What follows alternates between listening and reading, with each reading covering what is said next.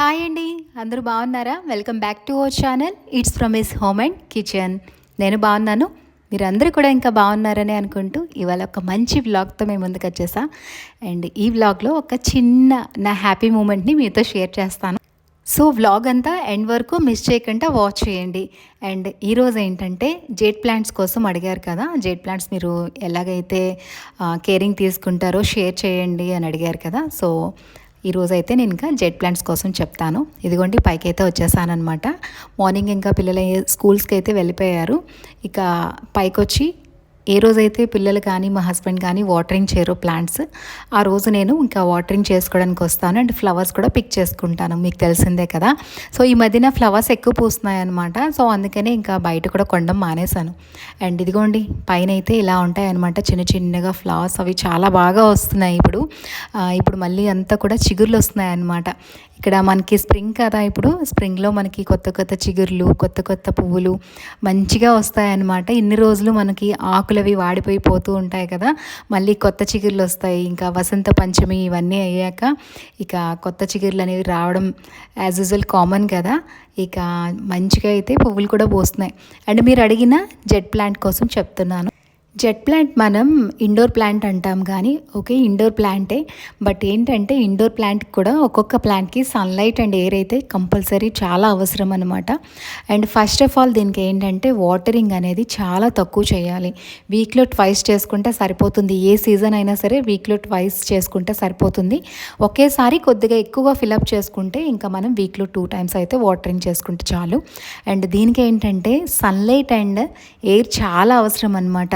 So నేను ఏం చేస్తానంటే ఒక్కొక్కసారి కిందన సన్లైట్ అనేది మనకి చాలా తక్కువ పడుతుంది కాబట్టి పైన తీసుకొచ్చి కూడా పెడుతూ ఉంటాను.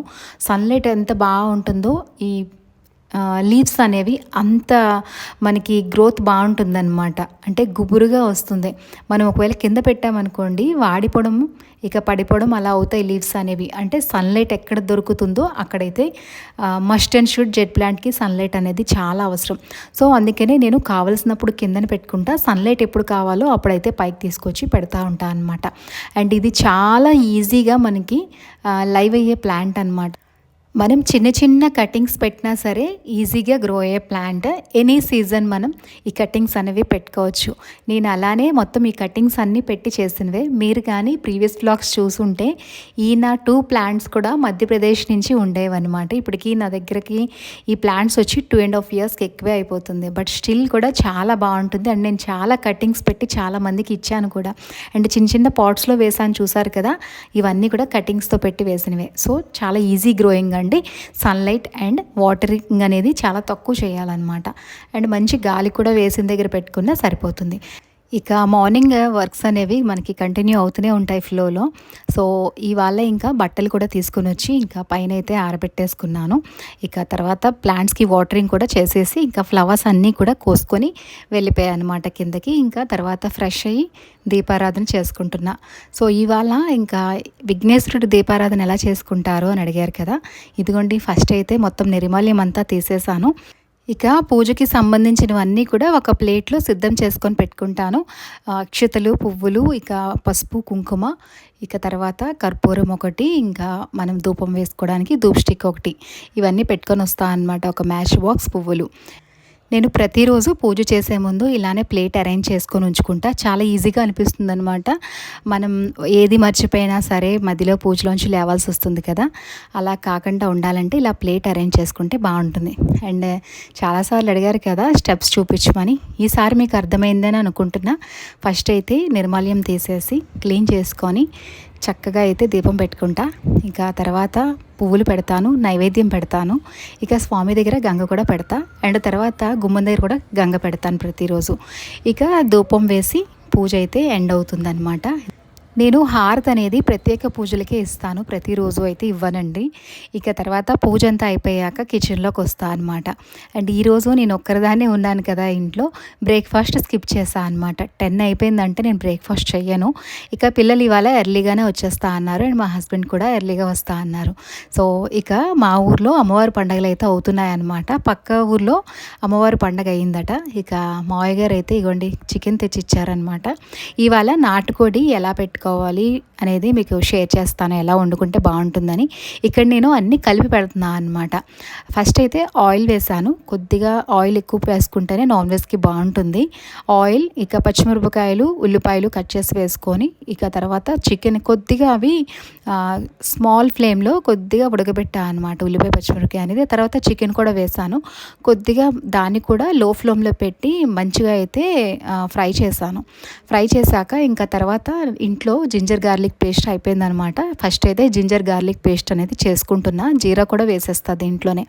ఇక కూరలోకి ఎంత సరిపోతుందో అంత కూరలో వేసేసి, ఇక మిగిలింది ఏంటంటే ఈవినింగ్ ఏదైనా కర్రీ ప్రిపేర్ చేసినప్పుడు బాగుంటుంది కదా అని చెప్పేసి కొద్దిగా ఎక్సెస్గానే చేస్తాను. అండ్ నాన్ వెజ్ వండుతున్న రోజు ఏంటంటే ఒకవేళ ఇలా చేశాను అనుకోండి, ఆ రోజు మాత్రంకే చేసుకుంటా అనమాట. తర్వాత రోజు మనం వెజ్ తింటే మళ్ళీ ఇది ముట్టుకుంటే బాగోదు కదా, అందుకనే నైట్కి కూడా కొద్దిగా తీసేసి బాక్స్లో పెట్టుకొని ఫ్రిడ్జ్లో స్టోర్ చేసేసుకున్నాను. ఇక తర్వాత ప్యూరీలోకి టమాటా వేస్తున్నాను అనమాట. టమాటా ప్యూరీ కూడా చేసేసాను.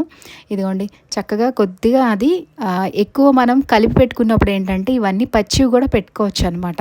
కొద్దిగా నేను ప్యూరీ టైప్లో వేస్తున్నాను కాబట్టి పచ్చివాసన వస్తుందేమో అని చెప్పేసి ఇంకా ఫస్ట్ అయితే చికెన్ కొద్దిగా ఫ్రై చేశాను. ఆ తర్వాత ఇంకా ఈ టమాటా ప్యూరీ వేసేసి ఇక కొద్దిగా అయితే బాగా కలిపి, ఇది మనం సిమ్లో పెట్టుకున్నా బాగుంటుంది. ఇక లేదు అనుకుంటే ఫ్లేమ్ కొద్దిగా పెద్దగా పెట్టుకున్నా బాగానే ఉంటుంది. ఇక తర్వాత ఉప్పు కారం వేసేసి కొద్దిగా క్యాప్ పెట్టేసుకుంటే మనం ఇంకా చూసుకుంటూ ఉంటే సరిపోతుందనమాట. అండ్ ఈ లోపల మార్నింగ్ నుంచి బ్రేక్ఫాస్ట్ ఏం చేయలేదు కదా, సో డైలీ నాకు 10:30 to 11 ఏంటంటే ఏదో ఒకటి తినడం కానీ తాగడం కానీ అలవాటు అనమాట. సో ఇక ఇప్పుడు ఎండలు ఎక్కువ అవుతున్నాయి కదా, ఇంక ఈ సమ్మర్స్లో ఏంటంటే ఇలా మజ్జిగ కలుపుకొని ఉంచుకుంటే రోజంతా మనకి ఎప్పుడు దాహం వేస్తుందో, మనకి ఎప్పుడైతే కొద్దిగా డీహైడ్రేషన్ అనిపిస్తుందో బయటికి వెళ్ళి వచ్చిన వెంటనే ఎవరికైనా ఇచ్చినా బాగుంటుంది కాబట్టి ఇక పిల్లలకి నాకు అందరికీ కూడా ఇలా కలిపేసి ఉంచేస్తా అనమాట. కొద్దిగా పెరుగు తీసుకుంటాను. పెరుగులో కొద్దిగా వాటర్ యాడ్ చేసేసి చిన్నగా అల్లం అయితే కోసి చిన్న చిన్న ముక్కలు వేసుకుంటా.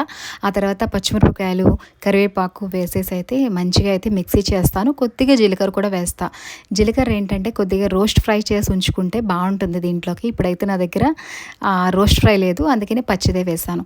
సో ఇలాగ కానీ చేసుకుంటే మజ్జిగ లిటరలీ బయట మనం బటర్ మిల్క్ తాగినట్టే ఉంటుందన్నమాట. Same as it is taste అనేది వస్తుంది. చాలా బాగుంటుంది. నాకు చాలా ఇష్టం అనమాట.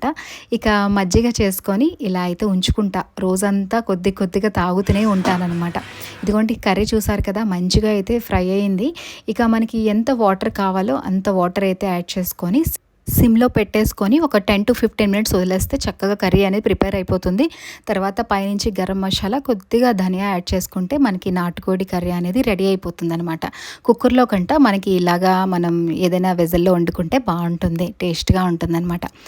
ఇక పని అయిపోయిన వెంటనే క్లీనింగ్ కూడా మస్ట్ అండ్ షుడ్ కాబట్టి మొత్తం అంతా నీట్గా క్లీన్ చేసేసుకుంటున్నా. ఈరోజు ఇంకా వంట కూడా ప్రిపేర్ అయిపోయినట్టే. ఇక తర్వాత మీతో షేర్ చేస్తానన్న ఒక ఇంపార్టెంట్ న్యూస్ అయితే ఇదేనండి. మనకి గూగుల్ యాడ్సెన్స్ నుంచి అయితే పిన్ అనేది వచ్చేసిందనమాట, నిన్న వచ్చింది. అండ్ నేను చెప్పాను కదా చిన్న క్లాతింగ్ బిజినెస్ ఒకటి స్టార్ట్ చేశానని.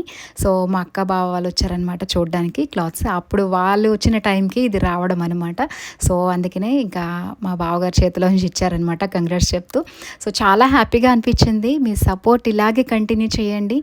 అండ్ ఇప్పటికైతే గూగుల్ యాడ్సెన్స్ పిన్ అనేది నా చేతికి వచ్చింది. సో తొందరలో నెక్స్ట్ స్టెప్ కూడా తొందరలోనే మీరందరూ నాకు అందజేస్తారని మరీ అనుకుంటున్నా మనసులోని.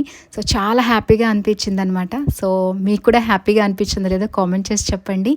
అండ్ ఫస్ట్ టైం ఎవరైతే వాచ్ చేస్తున్నారో మన ఛానల్ని ప్లీజ్ చూసిన వెంటనే సబ్స్క్రైబ్ చేసుకొని ఒక లైక్ ఇవ్వడం అస్సలు మర్చిపోకండి. మళ్ళీ ఒక మంచి బ్లాగ్తో మీట్ అవుతా. Thanks for watching.